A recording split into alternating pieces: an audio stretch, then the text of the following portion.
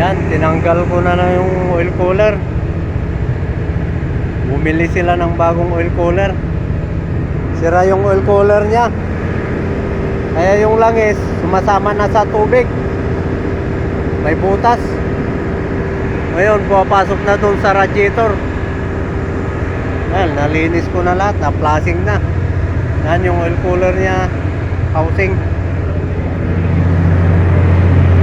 Ito yung housing ng oil cooler. Yan mga ka-generator. Bumili sila ng bago. Yan. Ito ang paglagyan ng oil cooler niya. Ito. Banda. Yan. Yung dalawang ito. Bumili sila ng bago kaya naghintay pa kami. Pati na yung gasket. Sira ng gasket.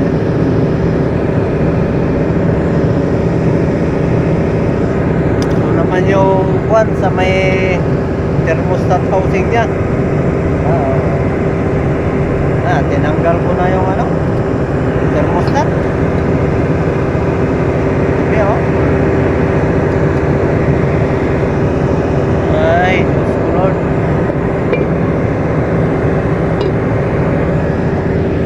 So, yung thermostat niya, oh, tinanggal ko na. Baka mag-overheat pa. Yan. Wala na, hindi ko na ibabalik yan.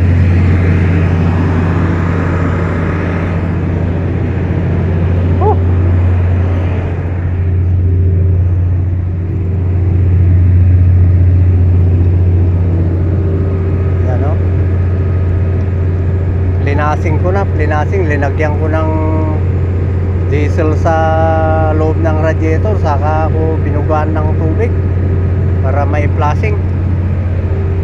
UXX 15 Cummins 625 kPa.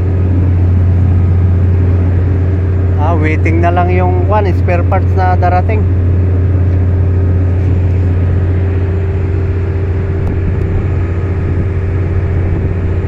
Kasama ko si Mr. Abbas from India. Yan yung electrician namin. Yan. Mayroon din siyang ginagawa doon, yung dusan. Nasira yung EBR niya. Kaya pag naludan, nagsha-shutdown. Kaya tag-isa kami. Yan. Mayroon pang generator dito. Isa, pero ito gumagana. Yan. Mayroon din isa rito, umaandar na. Ginagamit nila ito sa camp kasi pang ilaw. Ilaw nila dito sa kampo nila rito. Yan, kampo nila rito. Yan. Dito sa Marapig, Dubil 2. Yan, ito umaandar na yung nasira yung kamsyak niya ito.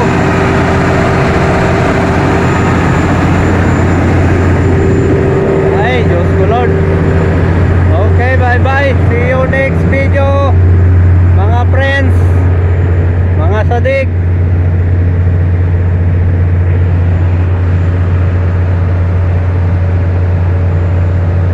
Ngiti lang kahit nahirapan.